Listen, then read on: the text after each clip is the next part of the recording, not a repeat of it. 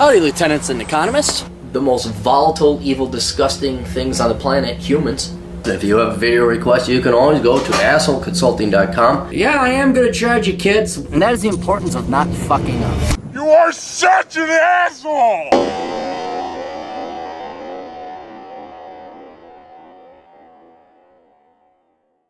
How you guys doing? I have to apologize to the client because I did this video a couple days back. I did a extravagant, and we did 14 videos in one day. Best day of asshole consulting ever. And then it was 15, but I didn't upload his and I deleted it. So I have to redo this one again. Hey asshole, second time customer here. Can you do a YouTube Clarey on Sun Tzu and Robert Greene? Let me know how much. Thanks in advance. Alright, so I'll tell you this. When we did Sun Tzu, it's very limited information because there wasn't a lot of historical documentation. So let's look up Sun Tzu. And then I have to look up his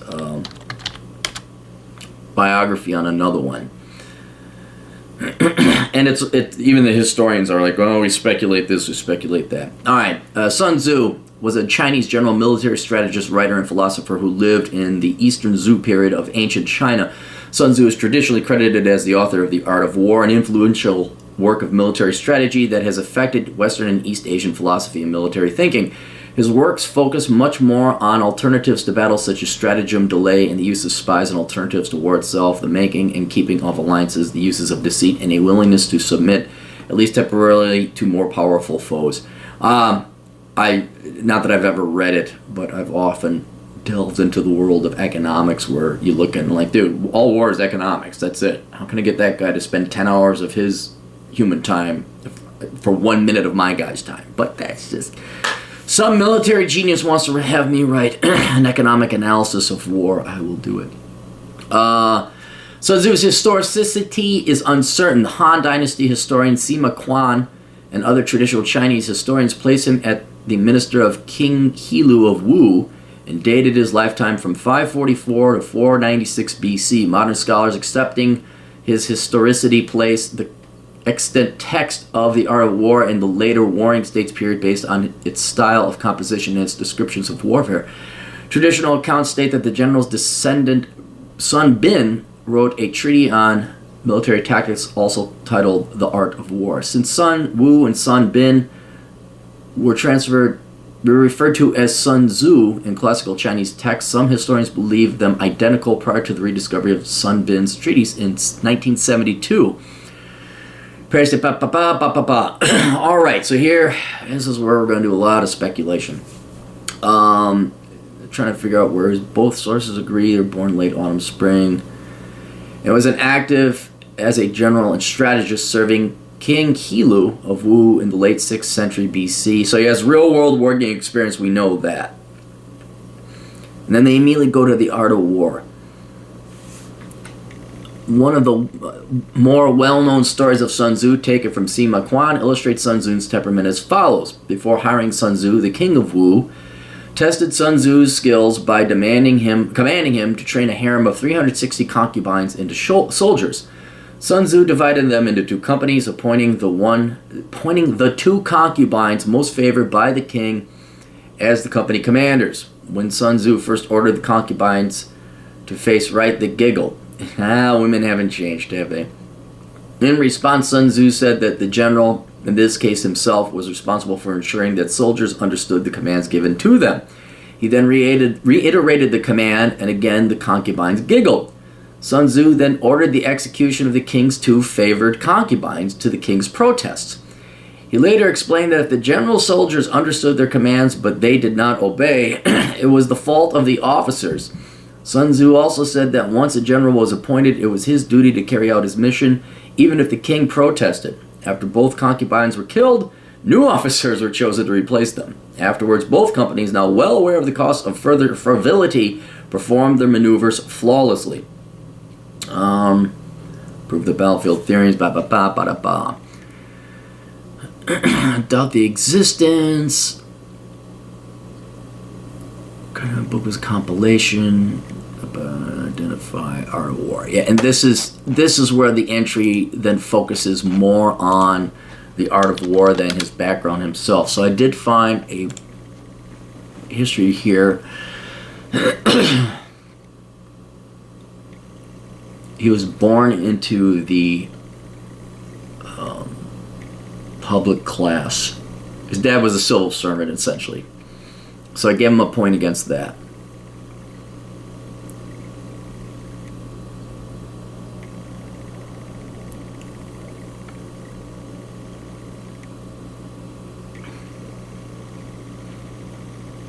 Yeah, this isn't it either.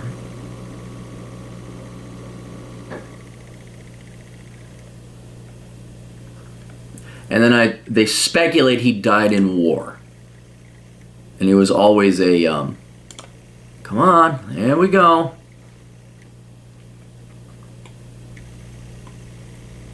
Famous people, childhood life achievements timeline, okay.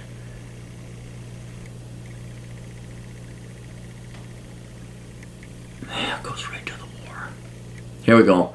The exact birth of Sun Tzu is still uncertain due to unreliability of the oldest available sources. The official chronicle of the state of Lu, the Spring and Autumn Annals, states that Sun Tzu was born in Qi, whereas the records of the Grand Historian of Shiji states that Sun Tzu was a native of Wu. Was this fun reading this? Both sources agree on the fact that he was born in the late Spring and Autumn period, where he was a general and a strategist serving under the King of Wu. Victory inspired subsequent wars. Alright, somewhere in there I read... Okay, we can dick around with this. He was born into the statesman class. His dad was some kind of government worker. And then they don't know how he died. I mean, they're really stretching, and they speculate. So what it basically was, he was born military leader, went into war very young. Fought until he died.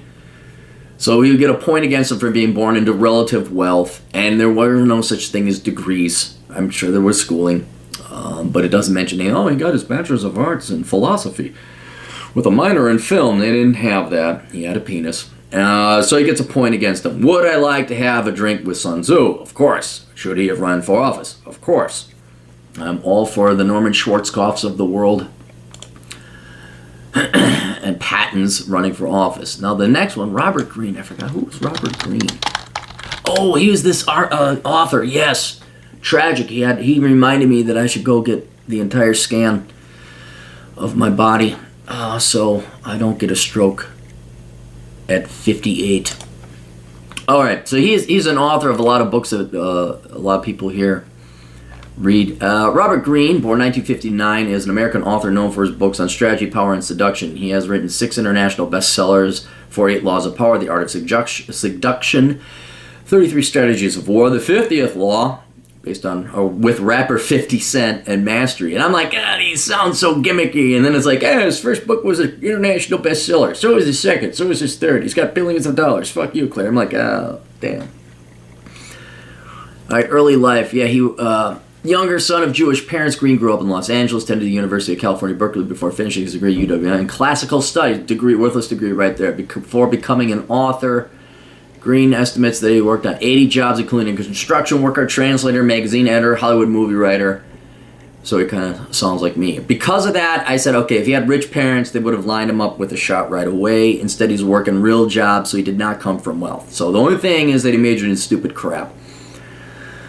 Pitched his book to Elfers in 1995, 48 Laws of Power, and it was his changing point in his life. So it was published in 1998. It only went on to sell 1.2 million copies. I mean, dude, if Worthless sold 1.2 million copies, you'd never see me again. Never. Oh. Usually a chance of Art of Seduction, they just go through it. Then personal life. Lives in Los Angeles with his girlfriend, Anna Biller, who was a filmmaker. Greene could speak 5 languages and is a student of Zen Buddhism, avid swimmer, and mountain biker. Suffered a serious stroke before launching his new book in 2018. It was called By a Blood Clot in His Neck. Has currently left him without the use of his left hand and leg. And I'm like, oh, no. So I got the old captain. I was eating nothing but salads yesterday. Nothing but salads. I had nothing but keto, 100%. Gonna stick with that. And I've got to have my oatmeal cookies. Not gonna happen to me. Oh no, getting that Star Trek scan all the way through.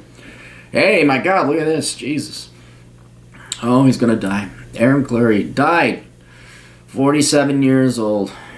Brain hemorrhage. No one saw it coming. Tragic. Lived more lives than anyone by the age of 20. Worthless degree, otherwise real-world working experience. Worked until he got a stroke. He might even still be working now. Yeah, didn't come from wealth, so he gets a score of 1. Would I like to have a beer with him? Oh yeah, I'd like to have a beer with him. Should he run for office? Yeah, I'm not against him running for office. I'm sure our politics would probably disagree, since he went and studied classical studies. And he's in that hippy-dippy leftist community of writing and journalism and all that, so I'm sure he's at best a libertarian.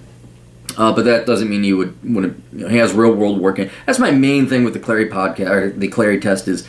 Have you ever worked with normal people? Have you ever been a normal person, or have you been, an Andrew Yang, Beto Ocasio-Cortez blue blood who's just lived a life of luxury, just had everything handed to you?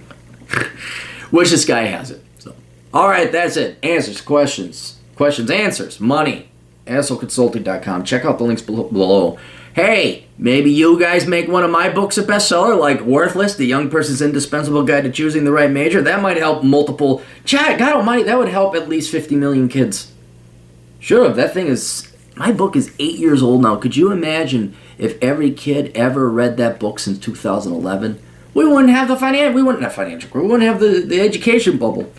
We wouldn't be looking at having the taxpayer bail people on the order of $1 trillion, making all the kids and students no morally better than the bankster scum we bailed out in 2008. Why spend $11 on a book? See you guys later. Toodles.